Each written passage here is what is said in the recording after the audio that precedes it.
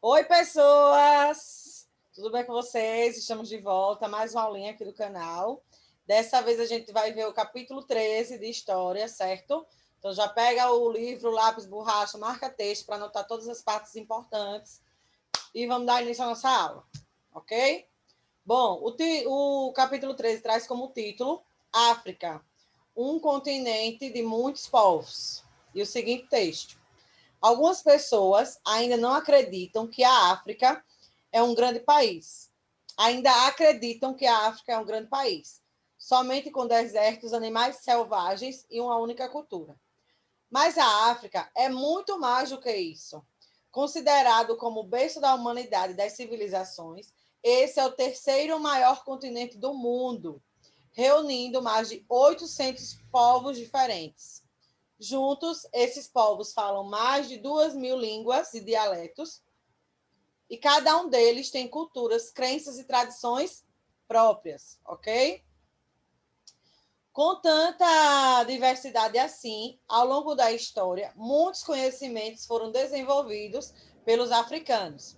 Esses saberes influenciaram a cultura, a política, a ciência, a tecnologia e os modos de vida de várias regiões do mundo. Além dos vários conhecimentos em matemática, engenharia e navegação, foi na África que algumas práticas médicas tiveram início, como as cirurgias de catarata e a retirada de tumores. Os africanos também foram responsáveis por criar os primeiros calendários, descobrir planetas e estrelas, além de produzir ferramentas e armas de aço. As influências desse enorme continente se espalharam por diversos lugares do mundo e são utilizadas pelas pessoas até os dias de hoje. Ficou curioso para saber mais? É só virar a página e continuar a descobrir, né? Então, agora vocês já sabem, quem não sabia ainda, que a África não é um país, a África é um continente, certo? E é considerado o berço da humanidade. Daqui a pouco vocês vão entender isso. E eles têm diversas culturas, tradições, costumes, várias coisas diferentes que a gente usa no nosso dia a dia, né? Foi a herança dos africanos que aqui estiveram no Brasil, certo? Então, fica aí a dica. A África não é só um país de onde vieram os escravos ou de onde a gente herdou algumas comidas. Não, a África é muito mais do que isso. Ela é um continente enorme, certo? Então, vamos saber mais sobre a África. África, berço da humanidade. Os primeiros seres humanos surgiram há milhões de anos na África, um grande continente que abrigou vários povos ao longo da história. Esses povos, esses grupos, apesar de terem algumas características em comum, tinham origens e culturas diferentes. Então, aí no título ele já diz por que berço da humanidade. Porque os primeiros habitantes, não, os primeiros seres humanos surgiram lá na África há milhões de anos, certo? Alguns desses povos se organizam em grupos familiares, que são chamados de clãs, e costumavam acreditar em um deus ou herói, normalmente em forma animal, que teria dado início a tudo. Nesses núcleos, as crenças religiosas, os costumes, as regras e as normas familiares eram baseados nas tradições passadas de geração em geração pelos mais velhos, certo? Então, eles se organizavam em grupos familiares chamados de clãs, certo? Que acreditavam em um deus ou herói, que geralmente tinha forma animal, que ele teria dado início a tudo, né? A humanidade, certo? Outra característica desses clãs eram as práticas de diferentes atividades, tais como o comércio, a caça, a coleta de alimentos, a agricultura e a pecuária, certo? Realizando essas práticas, esses povos criaram aldeias e centros comerciais. Então, os clãs, eles praticavam diferentes atividades, comércio, caça, coleta de alimentos, agricultura e pecuária. Daí eles passaram a criar as aldeias e os centros comerciais. Além dos grupos organizados em clãs, existiam também povos africanos que eram governados em forma de Estado. Então, eles se organizavam de duas formas, em clãs e em forma de Estado, certo? que eles eram governados.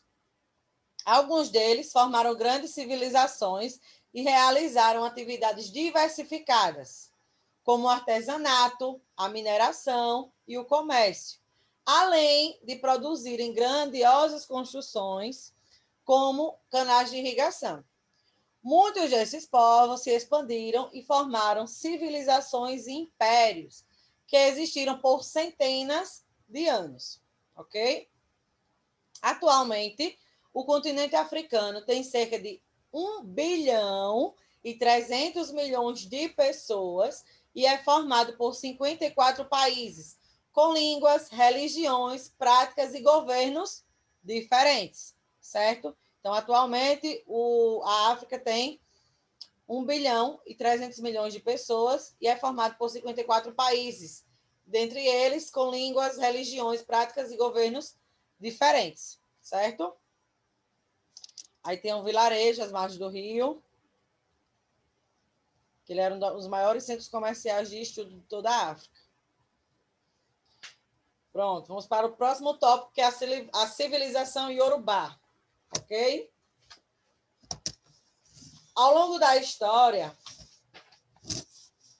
existiram diversos povos e comunidades africanos que deram origem a grandes e ricas civilizações. Um exemplo deles são os Iorubás, que surgiram na região onde hoje estão a Nigéria, o Benin e o Togo, ok?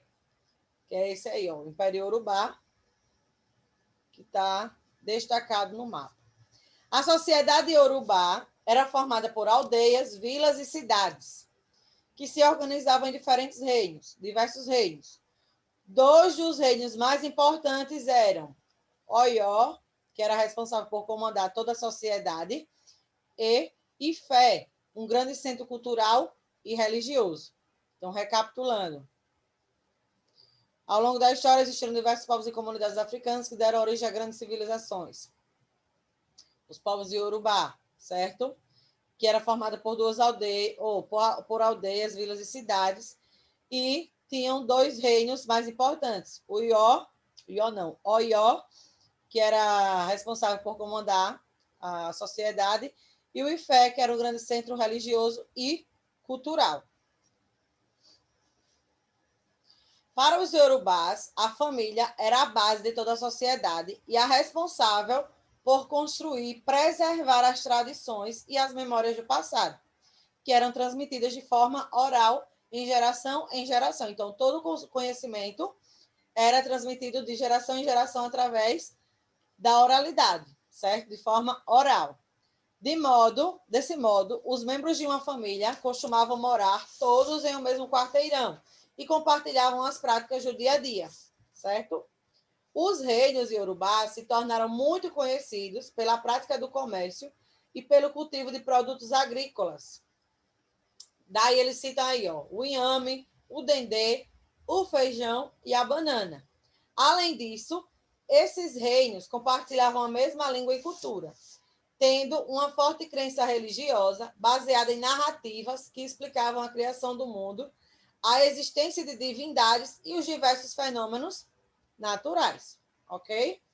As divindades da religiosidade iorubá eram conhecidas como orixás e apresentavam sentimentos comuns aos humanos, como o amor, a tristeza e a raiva.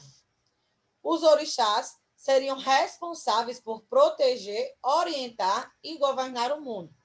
Assim, eles deveriam ser cultuados em rituais sagrados.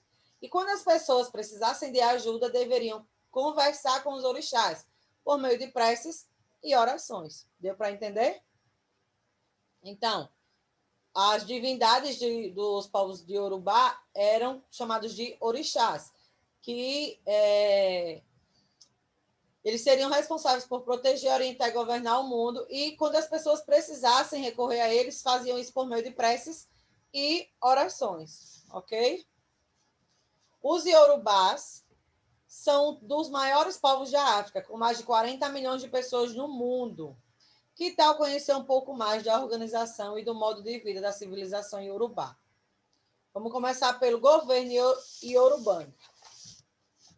O governo das sociedades iorubás era muito ligado às crenças religiosas desse povo. Por esse motivo, seus primeiros reis eram cultuados como deuses. Isso acontecia, pois, segundo a crença iorubá, os reis possuíam poderes divinos e eram considerados descendentes de Oduduá, a divindade que seria responsável pela criação do mundo, certo? Então, os primeiros reis eram cultuados como se fossem deuses, como se tivessem poderes divinos, certo? E isso dava-se porque eles acreditavam que eles eram descendentes de Oduduá, que era a divindade a qual eles achavam que era o responsável pela criação do mundo. Dessa forma, todas as ações realizadas por eles, até as mais cotidianas, como comer e dormir, eram consideradas sagradas. Além de assumirem papel religioso, os governantes também estabeleciam regras, organizavam a vida comunitária e dividiam as tarefas entre a população. Daí tem a representação de um governante de Urubá na cidade de Ifé. Deu para entender aí? Então, todas as ações realizadas por eles eram consideradas sagradas. Ok? Então, além de assumir o papel religioso, eles estabeleciam as regras, organizavam a vida comunitária e dividiam as tarefas entre a população. O dia a dia nas sociedades iorubás. As atividades realizadas nas sociedades iorubás eram divididas de acordo com a fase de vida de cada pessoa. Como assim, professora? Os mais velhos, eles eram respeitados e valorizados por sua sabedoria. Então, por esse motivo, eles eram responsáveis pela religiosidade, pela política e pela aplicação das leis, que eram as tarefas mais difíceis. Então, eram designadas as pessoas mais velhas, certo? Eles eram responsáveis pela religiosidade, pela política e pela aplicação das leis. Outra característica dessas sociedades era que as pessoas mais ricas, elas controlavam as produções agrícolas e as criações de animais. Assim, elas tinham privilégio em relação às outras pessoas, certo? Como sempre, os ricos se dando bem, né? Então, essas duas são características das sociedades iorubás. Os mais velhos eram mais respeitados e eles eram responsáveis pela religiosidade, pela política e pela aplicação das leis, e os mais ricos era quem comandava as produções agrícolas e as criações de animais e tinham privilégios perante a sociedade. A arte iorubana. Como contava com muitos artesãos, a civilização iorubá se destacou nas artes, produzindo peças e estátuas de bronze, cobre, latão e terracota. E o que é terracota? É um tipo de argila cozida no forno, certo? Esses objetos eles eram utilizados no cotidiano e nos rituais sagrados que eles realizavam. Além disso, alguns reinos iorubás se destacaram pela produção de mosaicos de pedras, lembra dos mosaicos que a gente estudou nos capítulos anteriores, e pedaços de cerâmica.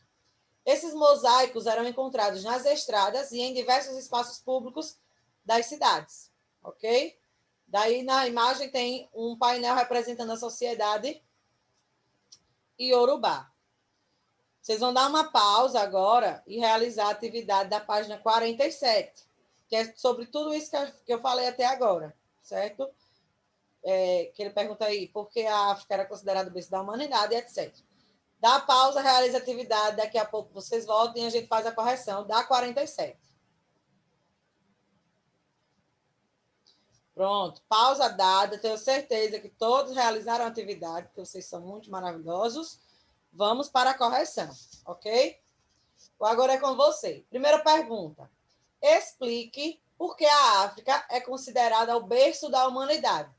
Lembram que eu falei lá no início do capítulo, que tinha o título África, berço da humanidade? Por que a África é considerada o berço da humanidade?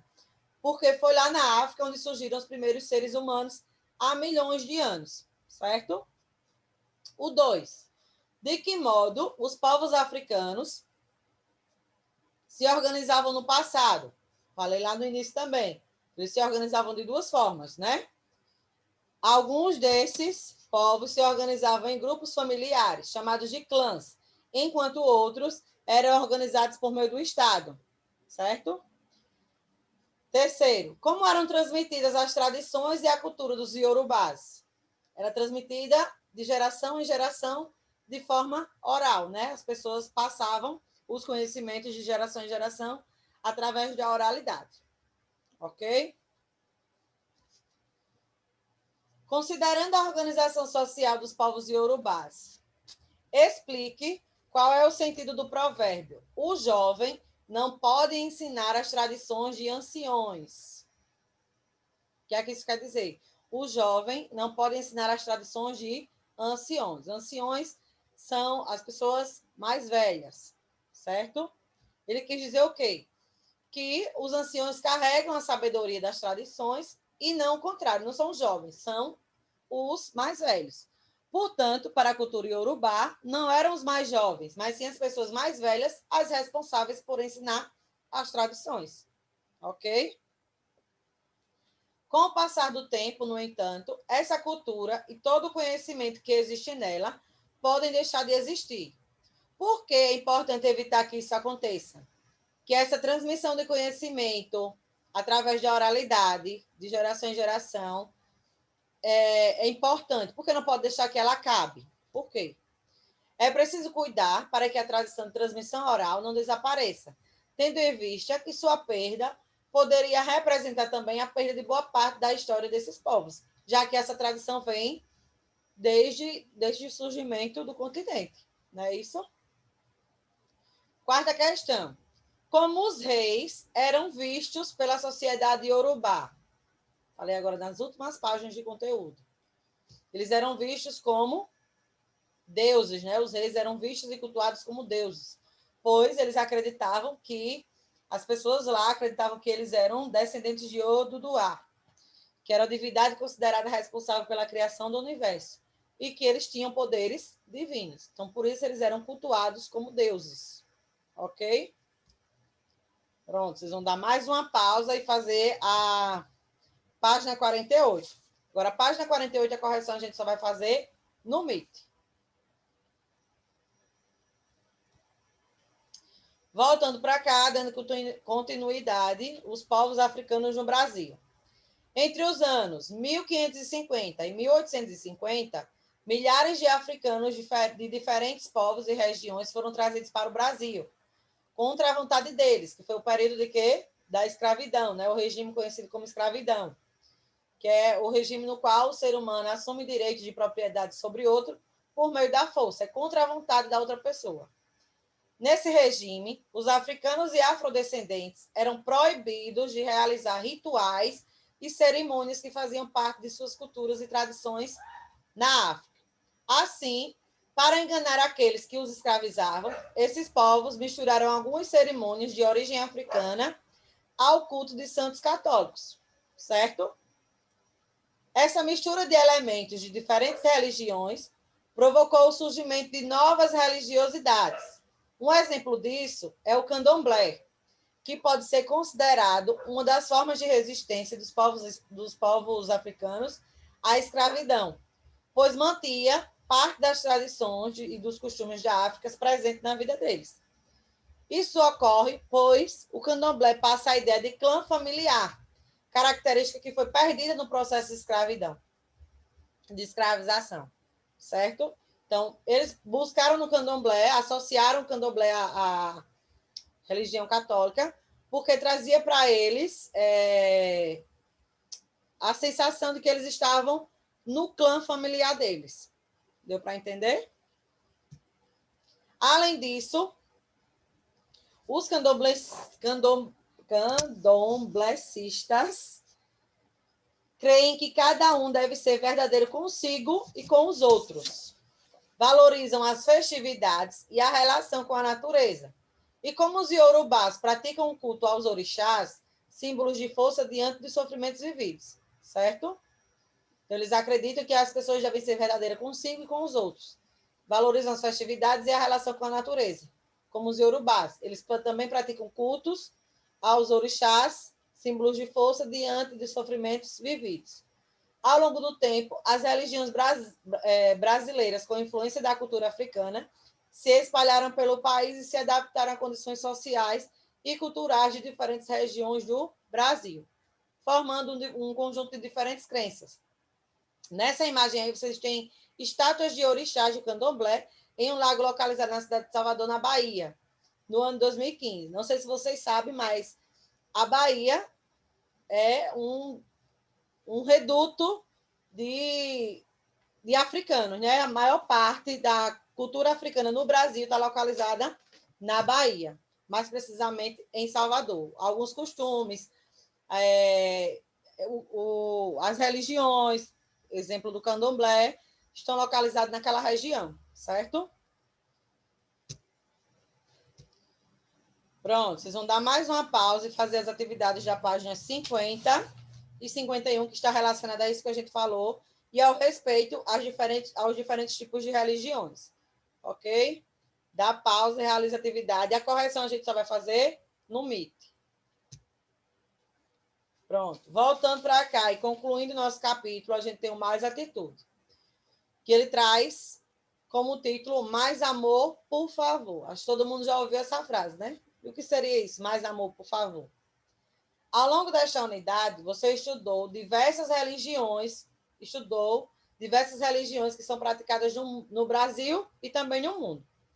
Além disso, você também viu que é necessário respeitar as diferenças e os direitos das pessoas para viver em sociedade. É isso que a gente bate sempre na mesma tecla. Respeitar as diferenças, as opiniões, os gostos, tudo da outra pessoa, certo?